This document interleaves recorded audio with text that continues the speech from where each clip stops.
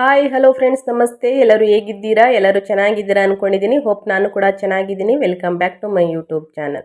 Friends, ಎಲ್ಲರೂ ಚೆನ್ನಾಗಿದ್ದೀರಾ ಅಂದ್ಕೊಂಡು ಭಾವಿಸ್ಕೊಂಡು ಇವತ್ತಿನ ಒಂದು ವಿಡಿಯೋನ ಸ್ಟಾರ್ಟ್ ಮಾಡಿಬಿಡೋಣ. ಸ್ನೇಹಿತರೆ, ಮಹಿಳೆಯರಿಗೆ ಎಷ್ಟು ಪರ್ಸೆಂಟ್ ಹಣ ತಲುಪ್ತಾ ಇದೆ ಅಂದರೆ ಗೃಹಲಕ್ಷ್ಮಿ ಹಣ ಎಷ್ಟು ಪರ್ಸೆಂಟ್ ತಲುಪ್ತಾ ಇದೆ, ಎಷ್ಟು ಮಹಿಳೆಯರಿಗೆ ಸರಿಯಾದ ರೀತಿಯಲ್ಲಿ ತಲುಪ್ತಾ ಇಲ್ಲ, ಅದು ಸರ್ಕಾರಕ್ಕೆ ಗೊತ್ತಾಗಬೇಕು ಅಂತ ತಿಳಿಸ್ತಾ ಇದ್ದೀನಿ. ಸೊ ಇನ್ನೊಂದು ಏನಂದರೆ ಸ್ನೇಹಿತರೆ, ಸಾಕಷ್ಟು ಕಡೆ ಗೃಹಲಕ್ಷ್ಮಿ ಹಣ ಮಹಿಳೆಯರಿಗೆ ಸರಿಯಾದ ರೀತಿಯಲ್ಲಿ ತಲುಪ್ತಾ ಇಲ್ಲ.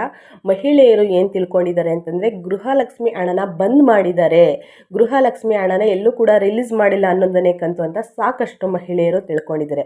ಅದಕ್ಕೆಲ್ಲ ಟೋಟಲ್ ಆಗಿ ನಿಮಗೆ ಇದೇ ವಿಡಿಯೋಲಿ ನಿಮಗೆ ಆನ್ಸರ್ನ ನಾನು ಮಾಡ್ತೀನಿ. ಮತ್ತು ಸರ್ಕಾರದಿಂದ ಏನು ಅಪ್ಡೇಟ್ ಬಂದಿದೆ ಅನ್ನೋದನ್ನು ಕೂಡ ಇದೇ ವಿಡಿಯೋದಲ್ಲಿ ನಿಮಗೆ ತಿಳಿಸ್ಕೊಡ್ತೀನಿ. ಅದಕ್ಕೆ ನೀವು ಏನು ಮಾಡಬೇಕು ಅಂದರೆ, ವಿಡಿಯೋನ ಎಲ್ಲೂ ಕೂಡ ಓಡಿಸ್ಕೊಂಡೋಗಿ ನೋಡಬಾರ್ದು. ಅಂದರೆ ವಿಡಿಯೋನ ಎಲ್ಲೂ ಕೂಡ ಕಟ್ ಮಾಡಿ ನೋಡೋದಾಗಲಿ ಮತ್ತು ಓಡಿಸ್ಕೊಂಡು ನೋಡೋದಾಗಲಿ ಮಾಡಬಾರ್ದು. ವಿಡಿಯೋನ ಮೊದಲಿನಿಂದ ಕೊನೆಯ ತನಕ, ಬಿಗಿನ್ನಿಂದ ಎಂಡ್ ತನಕ ನೀವು ನೋಡಿದಾಗ ಫುಲ್ ಇನ್ಫಾರ್ಮೇಷನ್ ಅರ್ಥ ಆಗುತ್ತೆ. ಸೊ ಹಾಗಾಗಿ ವಿಡಿಯೋ ಇಷ್ಟ ಆದರೆ ದಯವಿಟ್ಟು ಕೊನೆಯ ತನಕ ವಿಡಿಯೋ ನೋಡಿ. ಇಷ್ಟ ಆದರೆ ಲೈಕ್ ಮಾಡಿ ಮತ್ತು ವಿಡಿಯೋ ಯಾರಿಗೆಲ್ಲ ಉಪಯೋಗ ಆಗುತ್ತೆ ಅವ್ರಿಗೆ ಶೇರ್ ಮಾಡಿ. ಮತ್ತು ಇನ್ನೂ ನನ್ನ ಚಾನಲ್ನ ಸಬ್ಸ್ಕ್ರೈಬ್ ಮಾಡ್ಕೊಂಡಿಲ್ಲ ಅಂದರೆ ದಯವಿಟ್ಟು ಸಬ್ಸ್ಕ್ರೈಬ್ ಮಾಡಿಕೊಂಡು ವಿಡಿಯೋ ನೋಡಿ ಅಂತ ಹೇಳ್ತಾ ವಿಡಿಯೋನ ಸ್ಟಾರ್ಟ್ ಮಾಡಿಬಿಡೋಣ. ಸ್ನೇಹಿತರೆ, ಗೃಹಲಕ್ಷ್ಮಿ ಹಣ ಸರಿಯಾದ ರೀತಿಯಲ್ಲಿ ಬರ್ತಾ ಇಲ್ಲ. ಮತ್ತು ಪೆಂಡಿಂಗ್ ಹಣ ಆಗಲಿ, ಗೃಹಲಕ್ಷ್ಮಿ 11ನೇ ಕಂತು ಹಣ ಆಗಲಿ ಬರ್ತಾ ಇಲ್ಲ. ಈ ಕಾರಣ ಒಂದಿಂದ ಕೋಲಾರ ಜಿಲ್ಲೆಯಲ್ಲಿ ಮಹಿಳೆಯರು ಆಕ್ರೋಶಕ್ಕೆ ಒಳಗಾಗಿದ್ದಾರೆ ರಾಜ್ಯ ಸರ್ಕಾರದ ಮೇಲೆ.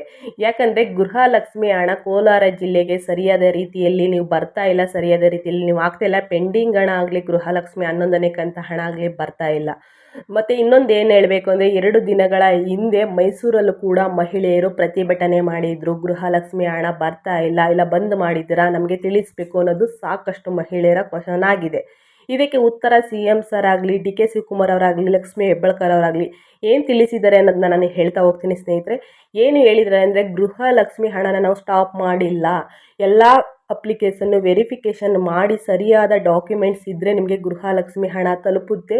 ನಕಲಿ ಅಪ್ಲಿಕೇಶನ್ ಆಗಲಿ ಮತ್ತು ಡೂಪ್ಲಿಕೇಟ್ ಎಲ್ಲ ಮಾಡಿಸ್ಕೊಂಡು ಅಪ್ಲಿಕೇಶನ್ ಹಾಕಿರೋರಿಗೆ, ಗೃಹಲಕ್ಷ್ಮಿ ಅಪ್ಲಿಕೇಶನ್ ಹಾಕಿರೋರಿಗೆ ವೆರಿಫೈ ಮಾಡಿದ ನಂತರ ಯಾವುದು ಸರಿಯಾಗಿದೆ ಅಂಥವರಿಗೆ ಮಾತ್ರ ಗೃಹಲಕ್ಷ್ಮಿ ಹಣ ತಲುಪುತ್ತೆ. ಅಲ್ಲಿವರೆಗೂ ಯಾರಿಗೂ ಕೂಡ ಗೃಹಲಕ್ಷ್ಮಿ ಹಣ ತಲುಪಲ್ಲ.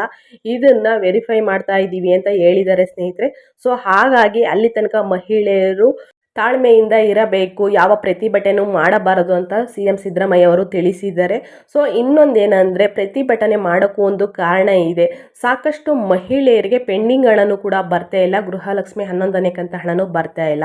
ಅವರು ತಿಳಿಸ್ಬೇಕು, ಇದೇ ಡೇಟಲ್ಲಿ ನಿಮಗೆ ತಿಳಿಸ್ಕೊಡ್ತೀವಿ ಅಂದ್ಬಿಟ್ಟು. ಯಾಕಂದರೆ ಜೂನ್ ತಿಂಗಳಲ್ಲಿ ಬರಬೇಕಾದ ಗೃಹಲಕ್ಷ್ಮಿ 11ನೇ ಕಂತು ಹಣ ಇನ್ನು ಜುಲೈ ತಿಂಗಳಾಗಿದ್ರೂ ಬಿಡುಗಡೆ ಆಗಿಲ್ಲ. ಸೊ ಎಲ್ಲರಿಗೂ ಒಂದು ಡೌಟ್ ಅನ್ನೋದು ಇರುತ್ತೆ ಅಲ್ವಾ, ಗೃಹಲಕ್ಷ್ಮಿ ಹಣನ ಬಂದ್ ಮಾಡಿಬಿಟ್ರ ಅನ್ನೋದು ಸಾಕಷ್ಟು ಡೌಟ್ಸ್ಗಳು ಇದೆ. ಸೊ ಹಾಗಾಗಿ ರಾಜ್ಯ ಸರ್ಕಾರದಿಂದ ಈ ಉತ್ತರನ ಹೊರಡಿಸಿದ್ದಾರೆ ಅಂತಲೇ ಹೇಳ್ಬೋದು.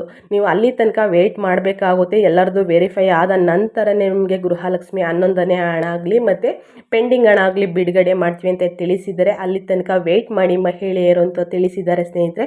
ಅಲ್ಲಿ ತನಕ ಯಾರಿಗೆಲ್ಲ ಗೃಹಲಕ್ಷ್ಮಿ ಹಣ ಬಂದಿಲ್ಲ ಅವರು ವೆಯ್ಟ್ ಮಾಡಬೇಕಾಗುತ್ತೆ. ಇವತ್ತಿನ ವಿಡಿಯೋ ಇದಾಗಿರುತ್ತೆ. ವಿಡಿಯೋ ಇಷ್ಟ ಆದರೆ ದಯವಿಟ್ಟು ಲೈಕ್, ಕಮೆಂಟ್, ಶೇರ್ ಮಾಡಿ.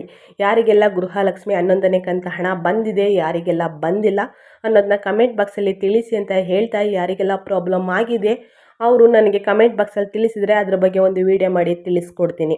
ಓಕೆ, ವಿಡಿಯೋ ಇಷ್ಟ ಆದರೆ ಲೈಕ್ ಮಾಡಿ. ಸಬ್ಸ್ಕ್ರೈಬ್ ಮಾಡ್ಕೊಂಡಿಲ್ಲ ಅಂದರೆ ದಯವಿಟ್ಟು ಸಬ್ಸ್ಕ್ರೈಬ್ ಮಾಡಿಕೊಂಡು ನನ್ನ ಚಾನಲ್ನ ವಿಡಿಯೋ ನೋಡಿ ಅಂತ ಹೇಳ್ತಾ, ಮತ್ತೊಂದು ವಿಡಿಯೋ ಜೊತೆ ಮತ್ತೊಂದು ಅಪ್ಡೇಟ್ ತೊಗೊಂಡು ಬರ್ತೀನಿ. Thank you for watching.